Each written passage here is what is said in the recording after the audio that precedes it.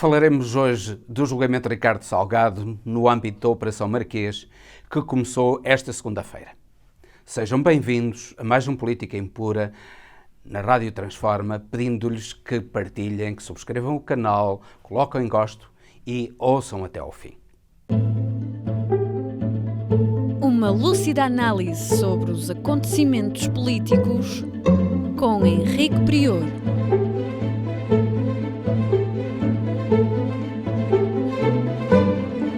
Política Impura, na Rádio Transforma. Começou o julgamento de Ricardo Salgado no âmbito da Operação Marquês por 3 crimes. Ele tinha sido acusado por 21 crimes, nomeadamente de falsificação e corrupção, exportação ilícita de capitais, etc. Mas começou a ser julgado apenas por 3 crimes, depois de uma instrução levada a cabo pelo polémico juiz Ivo Rosa. Apesar da Operação Marquês ter demorado muito tempo, é um avanço muito grande relativamente ao outro processo, que esse ainda está atrasadíssimo, nomeadamente devido à impossibilidade de notificar da acusação 3 arguidos que vivem na Suíça. A acusação está a ser traduzida há mais de um ano. E estamos aqui nisto para que a justiça acabe por se prolongar de uma maneira indefinida e depois chegue a nada. Como já sucedeu no caso do Oliveira Costa, do BPN, que o julgamento acabou por se prolongar indefinidamente e aquele mega processo acabou por não dar em nada porque o Oliveira Costa morreu antes de cumprir a pena. Neste caso, Ricardo Salgado está a utilizar exatamente a mesma estratégia. Ele está a dizer-se muito doente, que já teve problemas cardíacos, que psicologicamente está muito afetado porque todos os dias está a ser mencionado na comunicação social, que está a sofrer uma enorme depressão porque todos os dias o seu nome vem mencionado como sendo algo de asqueroso, que causou prejuízos enormes ao povo português. Na realidade, diz a sua defesa que ele foi o impulsionador da economia portuguesa, que o seu banco era o banco que mais impulsionava o crédito à atividade económica, o crédito às empresas. Era o terceiro banco em termos de volume de negócios, mas seria o primeiro em crédito às empresas. E, portanto, ele, segundo a sua defesa, ele, em vez de causar os problemas que causou a tantos que investiram no Banco Espírito Santo e nas empresas do Grupo Espírito Santo, as economias de uma vida, diz ele, em vez de se preocupar com isso, ele glorifica aquilo que fez relativamente à economia portuguesa. Mas aquilo que ele fez à economia portuguesa foi aquilo que grande parte dos banqueiros já têm feito. No fundo, viver à custa da economia. Não impulsionar a economia como devia ser a função da banca, mas viver à custa da economia. Repare-se que, por exemplo, ele está acusado de não ter declarado 8 milhões e 500 mil euros diz ele, de uma prenda que recebeu de um empresário. Claro que esse empresário não pagou as dívidas que tinha ao Banco Espírito Santo. O povo português é que vai ter de pagar essas dívidas e ele, em troca, ofereceu a Ricardo Salgado a modesta quantia de 8.500.000 euros, que como era uma quantia tão pequena, Ricardo Salgado até se esqueceu de mencionar na sua declaração de rendimentos. É este tipo de gente que está a ser julgada.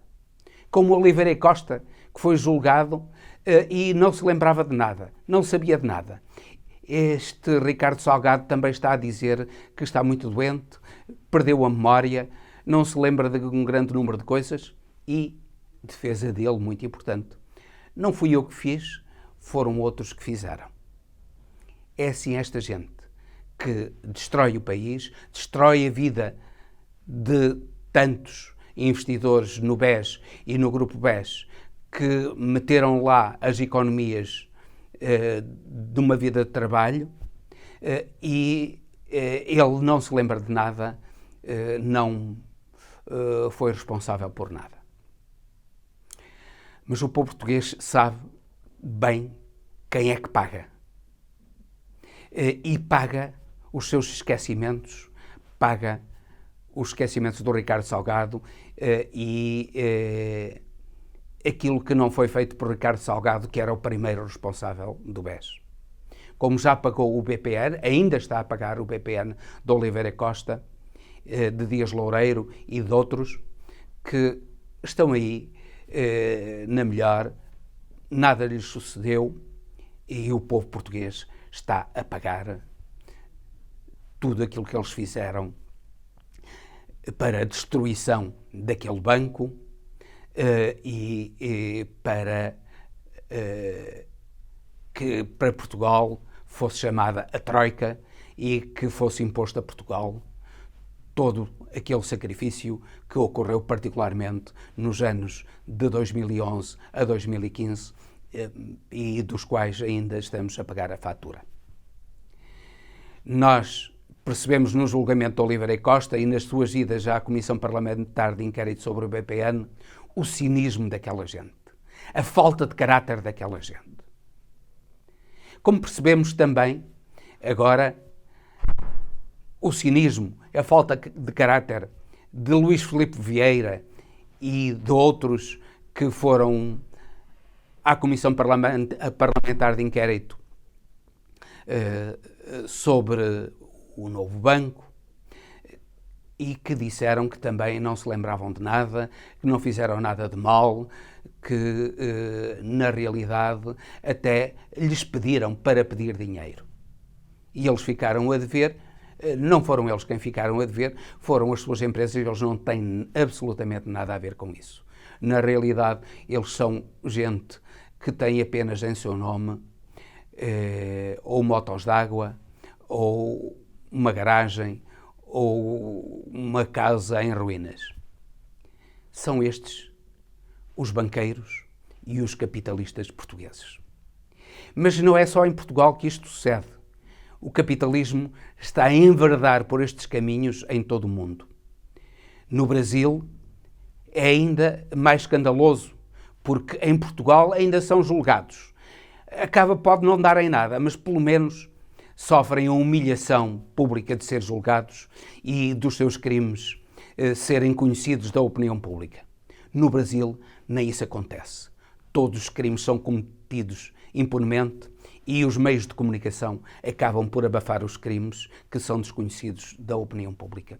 Isso sucede também noutros países. O capitalismo está no seu período final já em que a depredação, o roubo, a burla, a pior vigarice é quem o dirige. E é importante que algo mude para que esta tragédia para os povos não continue.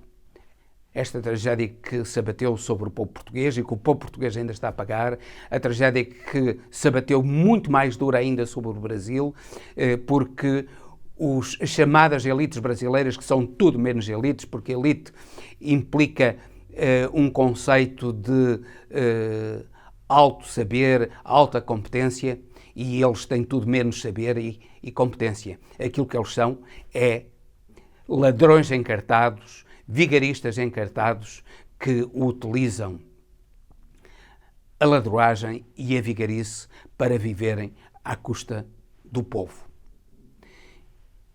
É importante que todos tenhamos consciência de que este tipo de capitalismo, esta gente, tem de ser afastada do poder e que o mundo tem de ter uma alternativa para gente como esta que só destrói o progresso dos povos, só destrói, na realidade, destrói a riqueza das nações, a pretexto de construir a riqueza das nações, destrói a riqueza das nações e, sobretudo, provoca uma imensa desigualdade, imensa miséria, num tempo em que, se a riqueza for distribuída com um mínimo de equidade, com um mínimo de justiça, todo o mundo podia viver com dignidade.